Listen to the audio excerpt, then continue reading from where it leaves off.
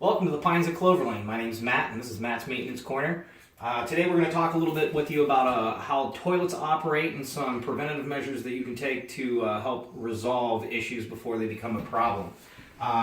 Here we have a beautiful toilet. This is our standard flush toilet. It's going to be approximately 3 gallons to 2 gallons on a flush. To begin with, we have our flush handle, we have our fill valve, and we have our flapper. This is a standard gravity flush toilet, so every time we flush it, water is going to fill the bowl. Gravity brings that water down into our toilet bowl. We'll watch it fill up here real quick and show you how this operates. So after we've emptied the tank, the water goes down to create the flush. Your fill valve then begins to fill. Your bowl is filled with this line. Water goes down this tube directly into the toilet bowl, filling that up, which you may notice from time to time. Once the toilet is completed flushing here, our fill valve, which has a built-in float with a stopper in it, is going to raise to the level of the water and shut the water off. At that time, your toilet should have quit running. The lever on your handle is intended to pull the chain upward, and the flapper will float until water has been discharged out of the tank appropriately for the amount of flush. We're going to go ahead and put this tank back on, and we're going to talk a little bit about how your toilet does flush. As we said before, the water comes from the tank and it fills the toilet. As you can see, all of this little trickling going on here is that water and that small water line going down that tube. In the meantime, let's focus on our cutaway here. So we've got a fun cutaway. We're going to turn this so that we can see it. Of our toilet, as you can see, whatever we put in the toilet bowl will dwell right here until we flush. Now, when I said before, our toilets are gravity operated, it is exactly how this operates. Water will come down from the tank through a line here and into the rim of your bowl. It will then fill this water line, and it may come up a little bit higher before it begins to drain out. That's because of this trap system. So effectively, once this water starts to fill up, it begins to overflow down this little line right here. Once we have a solid column of water going downward, the gravity and siphon effect then pulls the remaining amount of water and debris out of your toilet and down this line.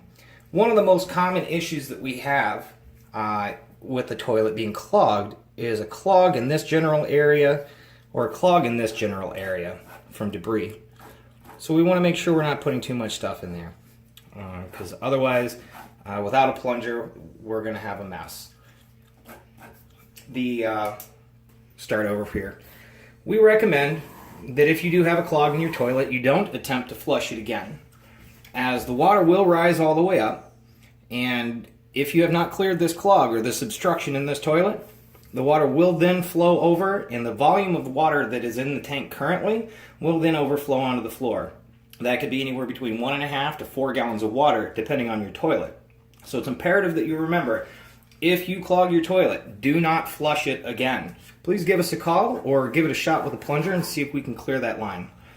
On occasion, the toilet will become a little bit more clogged than what a plunger will take care of.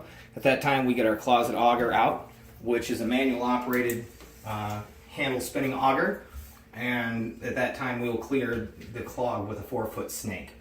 That generally then we'll put a snake line down the hole, come all the way up while it's spinning, and then right back down into your toilet flange. And this is where we mount to the floor, and you've got a 3 or 4 inch waste pipe coming in through there. So it's important to remember that we're not flushing large items, feminine hygiene products, baby wipes, wet wipes of any kind, including the flushable wipes. Many municipalities are having issues with this currently. Even the flushable wet wipes do not flush. They jam up our sewage waste pumps at our sewage waste stations for the townships and the cities and municipalities, which is causing thousands upon thousands of dollars worth of damage to them as well. So even if it says flushable, let's err on the cautious side and throw those items in the garbage, please. Otherwise, we're going to be seeing a call from you guys, and we'll be up performing services to your toilet. You get into a situation where your toilet is clogged and it's overflowing and you can't get it to stop flowing. One of the little common tricks right down here on the wall is the shutoff valve. We want to reach down here and twist this valve clockwise. Sometimes it's only going to take 1/4 turn. Most of the time you're going to have to spin it around probably 3 or 4 times. Once that happens, now the water's shut off and the toilet will no longer continue to fill. As you can see, no water's coming from here.